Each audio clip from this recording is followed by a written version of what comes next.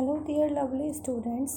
तो स्वागत है आपका मेरे चैनल सिमी स्पैन में। आज हम हिंदी लिटरेचर का चैप्टर, हिंदी साहित्य का चैप्टर तमाल के झरोखे से पढ़ेंगे। इससे पहले भी मैंने एक वीडियो बनाई है, वो एक छोटा सा इंट्रोडक्शन था, तो पहले आप उसको जाके देख लो, उसके बाद आप ये वीडियो देखना। मैं लिंक डिस्क्रिप्शन में डाल दूँगी नीचे पहले वाले वीडियो की। ओके, तो आज हम इस चैप्टर को पूरा पढ़कर ख़त्म कर देंगे, जिससे आपको ये चैप्टर पूरा समझ में आ जाएगा और अच्छे से आप लिख पाओगे। ओके, तो आइए वीडियो को स्टार्ट करते हैं।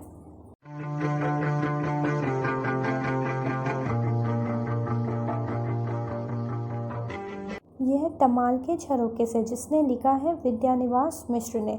तो ये एक श्रेष्ठ ललित निबंध है इनका लिखा हुआ। इस निबंध में उन्होंने प्रत्यक्ष रूप से तो वर्णन तमाल वृक्षों, राधा कृष्ण आदि का किया है, परंतु उन्होंने अपने विचार समाज से ही संबंधित प्रस्तुत किए हैं और जीवन का संदेश दिया है। तमाल के झरोखे से शीर्षक ललित निबंध भावना प्रधान शैली में रचित है। यह निबंध लेखक की रंगात्मकता की अभिव्यक्ति देता है। लेखक ने निबंध का प्रारंभ अपने आवास गोपाल कुंज P1 के सहारे खड़े तमाल वृक्ष के सौंदर्य से किया है।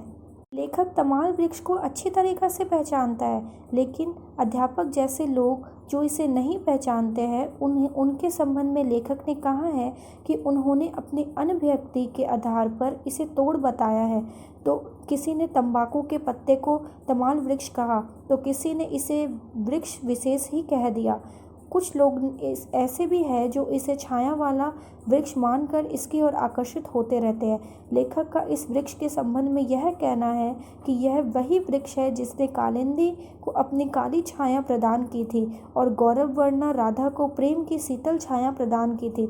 यह वृक्ष प्रकृति के नियमों के आधार पर हर वसंत में झड़ता है और फिर फूलों से भरता है और अपनी घनी छाया को बिखेरता है।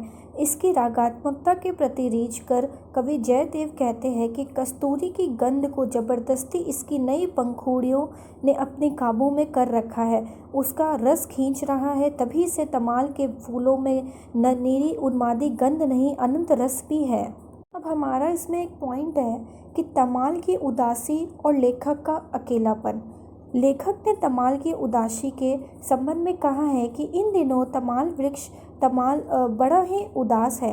एक एक करके इसकी संघन नीलिमा के दल मुरझाते, पियराते और झहराते जा रहे हैं। तमाल की वसंत में हो रही उदासी को दृष्टिगत कर लेखक भावुकता की भावधारा में बहने लगता है और उसे अपनी बीमार दीदी की याद आ जाती है, जो तमाल वृक्ष की तरह उसके बचपन में उसकी छाया थी। लाख प्रयत्न करने के बाद भी वह बचाई ना जा सकी।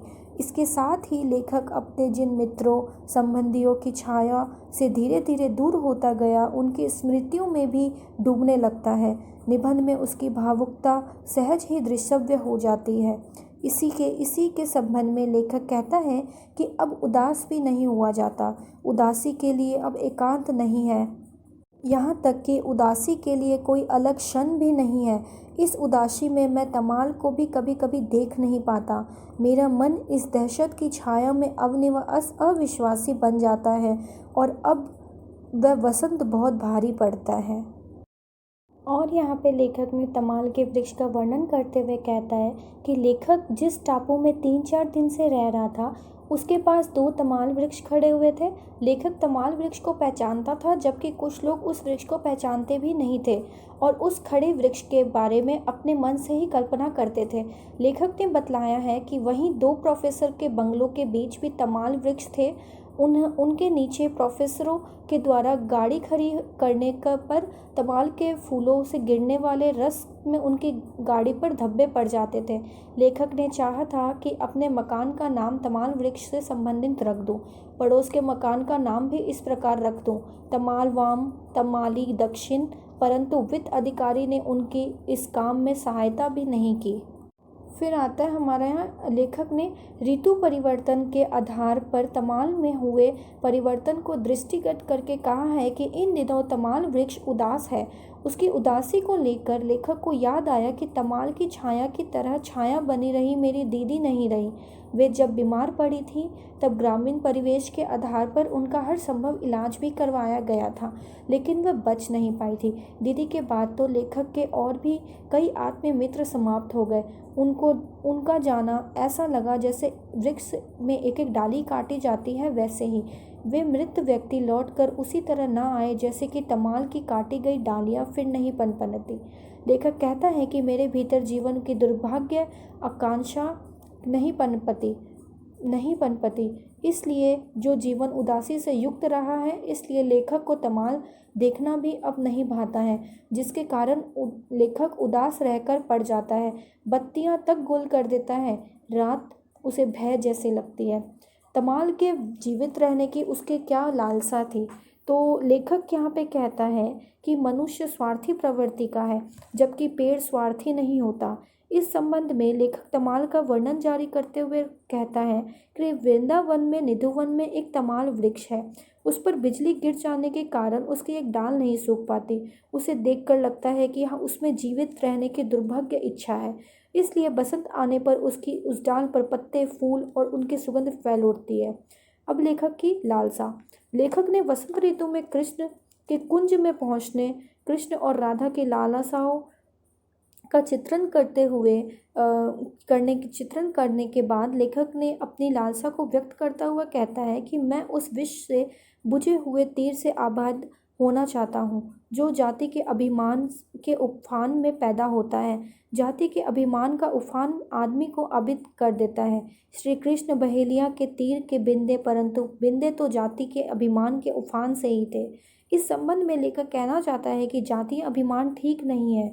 हम व्यवस्था के नियामक होने का अभिमान करते हैं, यह भाव हमें नष्ट करता है। लेखक कहता है कि इससे भी बड़ा एक भाव है समष्टि चेतना का, ईश्वर को अनुरक्ति का, प्यार का। इससे मैं आबिद होना चाहता हूँ ताकि दुर्भाव की व्यर्थता का अनुभव कर सकूं। नारी भाव की श्रेष्ठता को समझना चाहता हूँ जो केवल मिटने से आता है, अपनापन का, अपने होने का भाव त्यागने से आता है।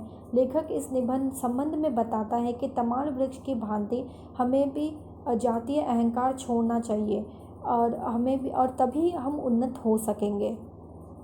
सो गाइज़, यही थी हमारी आज की वीडियो। इस निबंध के बारे में अब मैंने आपको ये छोटी छोटी बातें बताई, और आगे की मैं एक और वीडियो बनाऊंगी जिसमें आपको मैं 5 क्वेश्चन के आंसर्स दूंगी। ठीक है, तो वो आपके एग्ज़ाम्स में काम आएंगे, तो आप नेक्स्ट वीडियो भी देखना, मैं लिंक डिस्क्रिप्शन में डाल दूँगी। Thank you so much. Video अच्छी लगी तो प्लीज़ मेरे चैनल को सब्सक्राइब करना, एंड और भी आपको वीडियोज़ चाहिए तो प्लीज़ मेरे को कमेंट सेक्शन में कमेंट कर दो कि आपको कौन सा चैप्टर का चाहिए। ओके, तो थैंक यू सो मच।